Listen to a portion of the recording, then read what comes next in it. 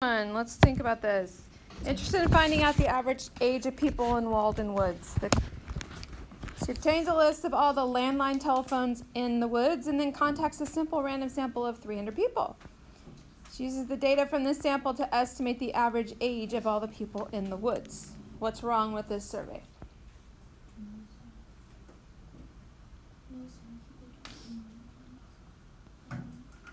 Most people don't have landlines, so I said? A lot of people don't have landlines. Young people, I missed that word. Okay. A lot of young people don't have landlines. It tends to be the older folk, right?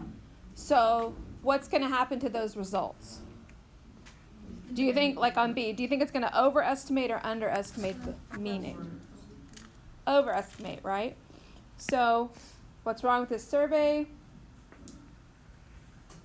Most younger people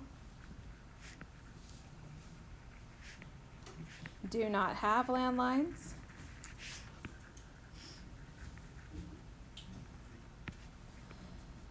So it's going to overestimate the age of the population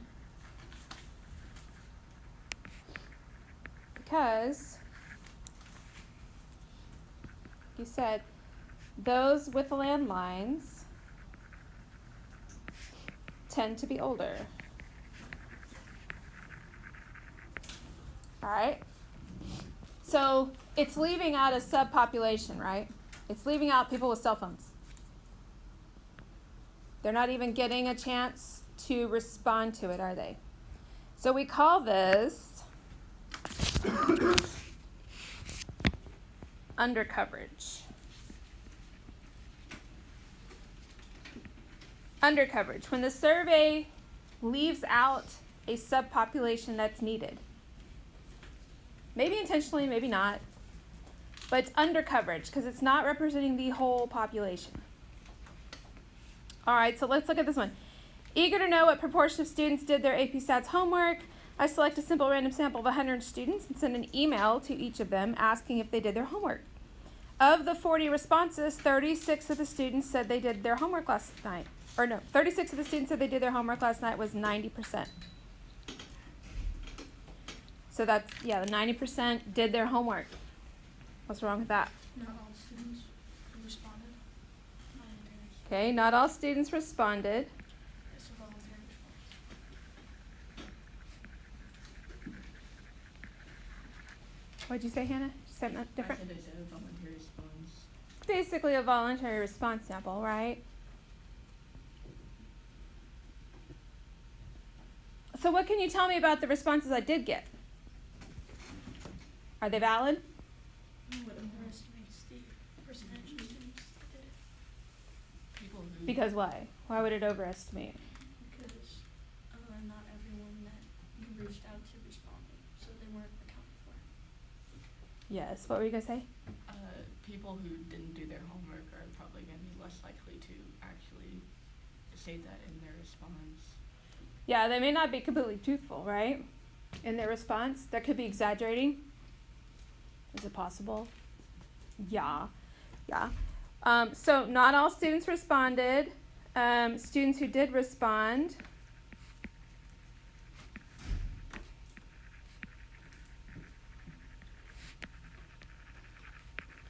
may not be truthful.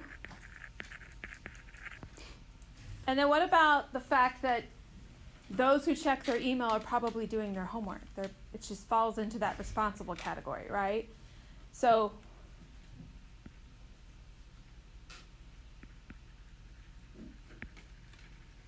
those who do their homework are more likely to check the email, which is going to lead, like you said in part B, to an overestimate of the true proportion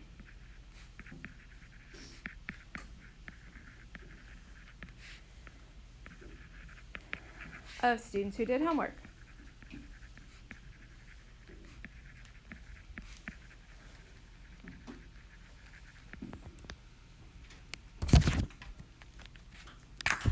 So we got two issues going on here. First of all, you said not all the students responded.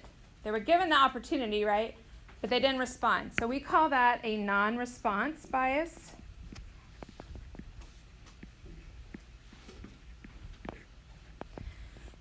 They were given the opportunity, but they didn't respond. That's going to create a bias in your results. Now, those who did respond,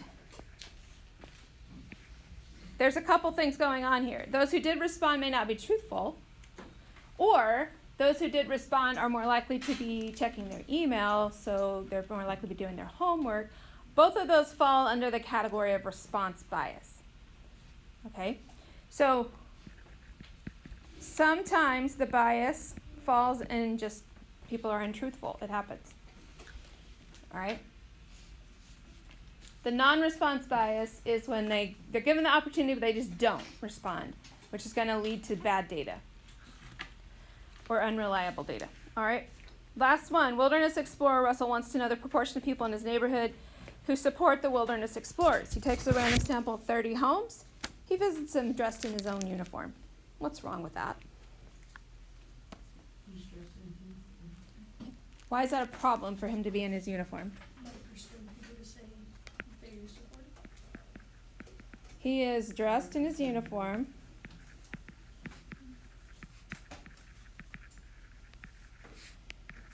Which could influence people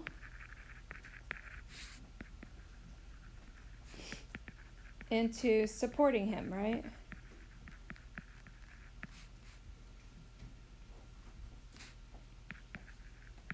The explorers.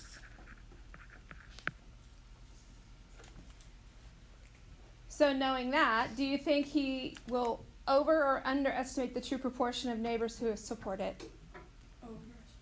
Overestimate, because there's this nonverbal influence going on, right? Overestimate.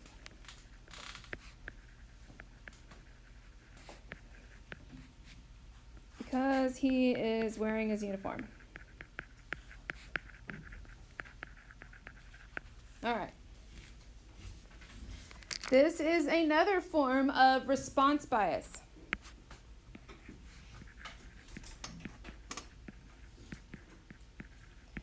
Response bias can happen multiple ways. People can be untruthful.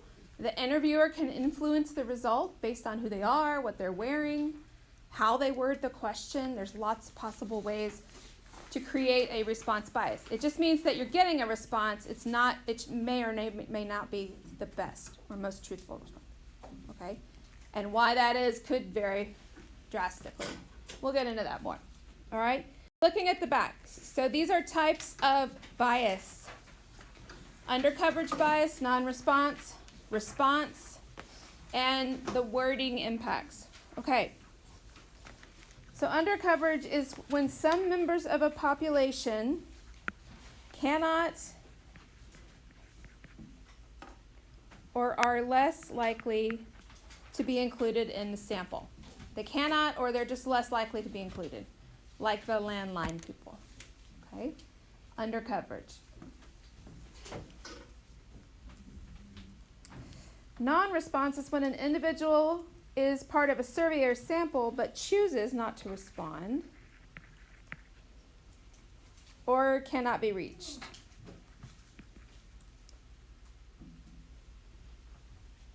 So like they make the phone call but they don't answer. Okay?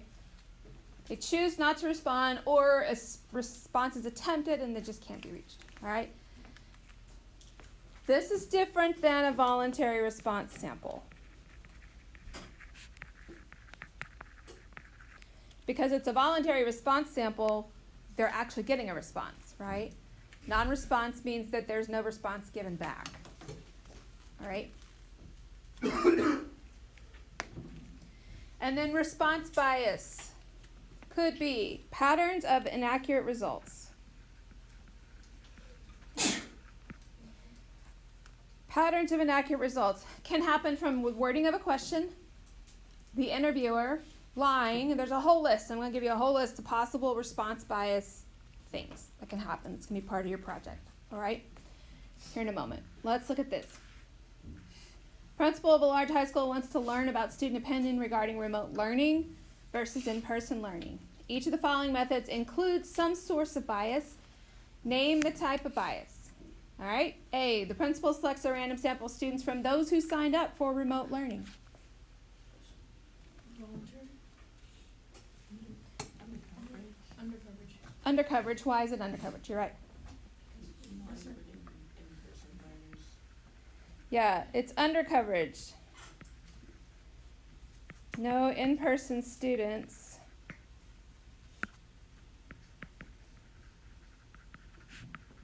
are included.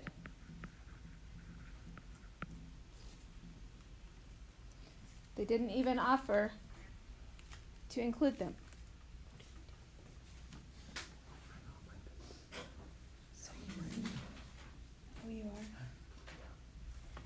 All right, B. The principal emails a random sample of 100 students, but only 28 respond. Non-response. Are we agreeing? Non-response? Non-response, yep.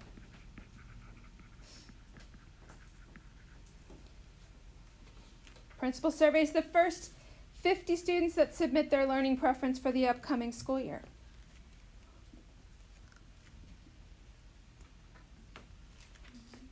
Yeah, it's a convenience sample. That brings in some form of bias, right? Convenience sample.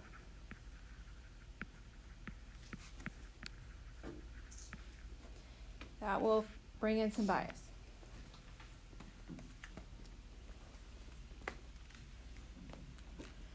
Number 2, the following question was on the Pennsylvania general election ballot in the 2016 election.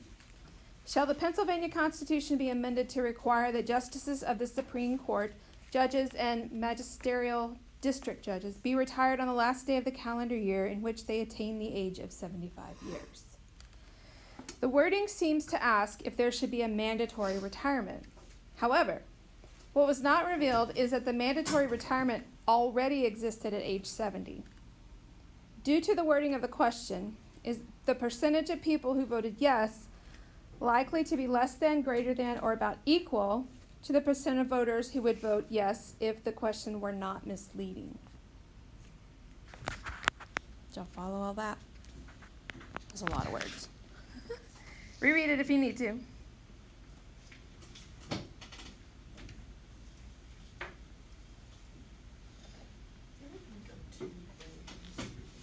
You feel like it could go what? I feel like it could go two ways. Like if they don't know that, are we assuming that they aren't aware that there is the mandatory retirement age? Right. Most people don't know there's a mandatory retirement age already. It could be greater than because we're assuming that people support is change the mandatory requirement at age 70. Mm-hmm. So if that stands to, so that I feel like that implies that there would be support for a mandatory retirement age. Yeah. Regardless of I think the issue is that the average voter is not aware, right, of retirement age is already in place. So they think that, oh, okay, yeah, we should have a retirement age. So they're going to vote yes. So greater than or equal about the percent of voters who would vote yes if the question was not misleading. So if the question had said, should we change it from 70 to 75, that might give us a different response, right? But that's not the way it was worded. So we would say yes. Oh, it's not a yes. Greater than, right?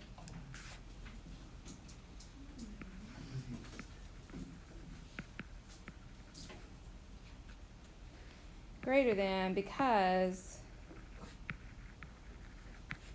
most voters were not aware of retirement age already in place.